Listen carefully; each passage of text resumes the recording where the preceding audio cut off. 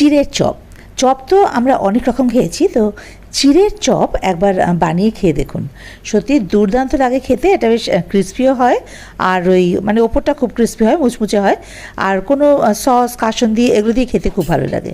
তো চলুন বানিয়ে ফেলা যাক। আগে চিড়েগুলো খুব ভালোভাবে 3-4 বার ধুয়ে নিয়ে, বেশ পরিষ্কার করে ধুয়ে তারপর জল দিয়ে মিনিট 5 ভিজিয়ে রাখতে হবে।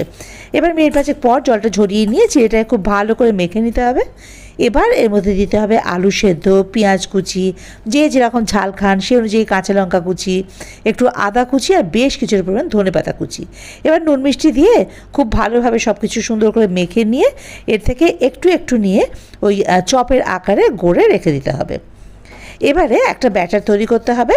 তার জন্য একটা পাত্রে বেসন, চালের গুঁড়ো, স্বাদমতো নুন মিষ্টি, একটুখানি খাবার সোডা আর হলুদ এ দিয়ে সমস্ত কিছু ভালোভাবে মিশিয়ে নিয়ে অল্প অল্প জল দিয়ে একটা ব্যাটার তৈরি করে নিতে হবে। খুব ঘনও না, আবার খুব পাতলাও না। এবারে ভাজার জন্য ওভেনে একটা ফ্রাইং প্যান বসিয়ে তাতে বেশ কিছু পরিমাণ সাদা তেল দিয়ে দিতে হবে। তেল গরম হয়ে গেলে ফ্লেমটা মিডিয়াম টু লোতে রেখে এই যে চিড়ের যে চপগুলো বানিয়ে রেখেছিলাম ওই বেসনে চুবিয়ে এভাবে করে আস্তে আস্তে একে একে ছেড়ে দিতে হবে তেলের মধ্যে।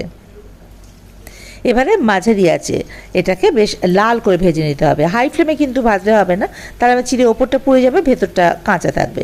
তো এই যে দেখুন এভাবে করে বেশ মানে ক্রিস্পি হয় ওপরটা খেতেও।